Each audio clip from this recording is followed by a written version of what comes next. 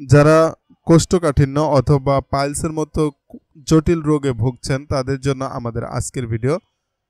রেডিজেল এফারভেসেন্ট powder এটি কেন ডাক্তারগণ prescribe করেন, অথবা রেডিজেল এফারভেসেন্ট পাউডার কি, কেন, কিভাবে, কতটুকু পরিমাণ সেবন করবেন ইত্যাদি সম্পর্কে বিস্তারিত আলোচনা থাকছে এই ভিডিওতে।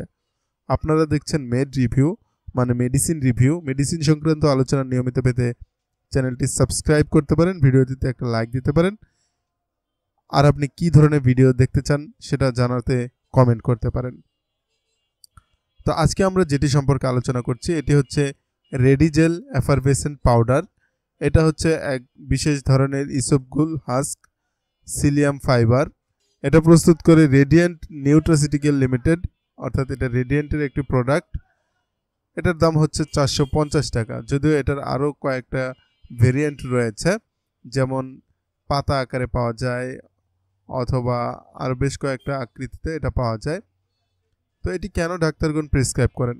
এটি সাধারণত যেসব ক্ষেত্রে অনেক বেশি কার্যকর তা হচ্ছে এটা কোষ্ঠকাঠিন্য দূর করতে সহায়তা করে, তারপর উচ্চমাত্রার কোলেস্টেরল নিয়ন্ত্রণ করতে আপনাকে সহায়তা করতে পারে, পাশাপাশি অর্শ বা পাইলস যাদের রয়েছে সেটা থেকে পরিত্রাণ পেতে পারেন। ইরিটেবল বাওয়েল সিনড্রোম থাকলে সেখান থেকে পরিত্রাণ পাবেন।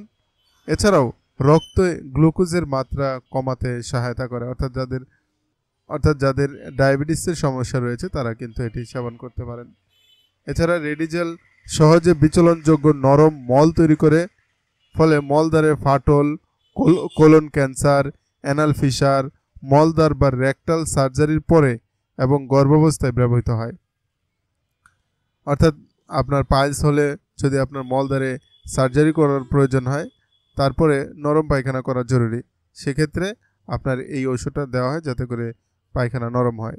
এছাড়া যারা গর্ভবতী রয়েছে তাদের দেখা যায় যে গর্ভবতী হওয়ার এই সময়টাতে শরীর প্রচণ্ড পরিমাণে কষা হয়ে যায়।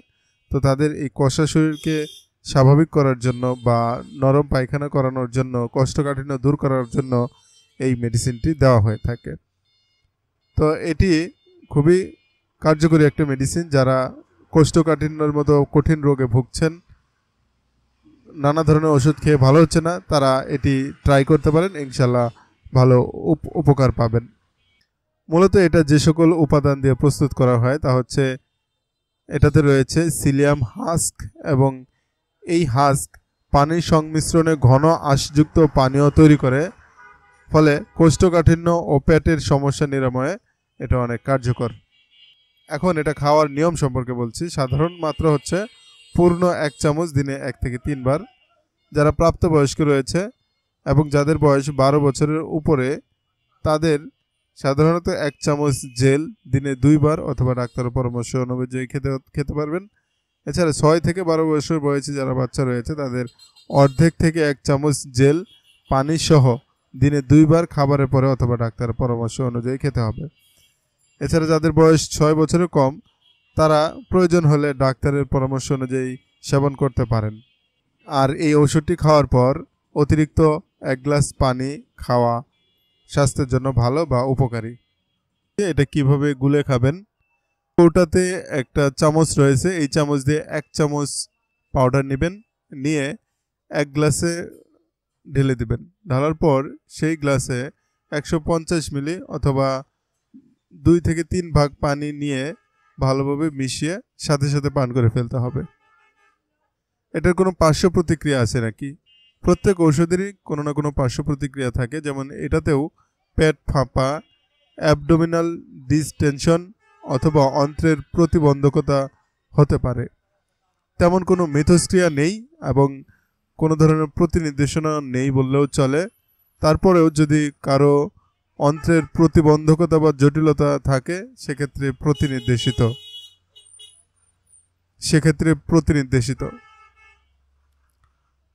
রেডিজেল এফারভেসেন্ট পাউডার সম্পর্কে আমাদের আজকের আলোচনা এতটুকুই। আশা করছি আমাদের আলোচনা আপনাদের কাছে ভালো লাগবে। যারা এ ধরনের সমস্যায় ভুগছেন আশা করছি এটি সেবন করার মাধ্যমে অনেকটাই উপকার পাবেন, অথবা যারা ডাক্তার সাহেব কেন প্রেসক্রাইব করেছেন সেটা জানতে চাচ্ছিলেন, আশা করছি আপনি সঠিক তথ্য পেয়েছেন এবং এটাও আশা করছি আপনি এখান থেকে অনেকটাই উপকৃত হয়েছেন। যদি সামান্যতম উপকৃত হন তাহলে অবশ্যই ভিডিওটাতে একটা লাইক দেবেন, চ্যানেলটা সাবস্ক্রাইব করবেন, অবশ্যই ভিডিওটা শেয়ার করতেও ভুলবেন না। দেখা হবে আবারও ইনশাল্লাহ। আল্লাহ হাফেজ।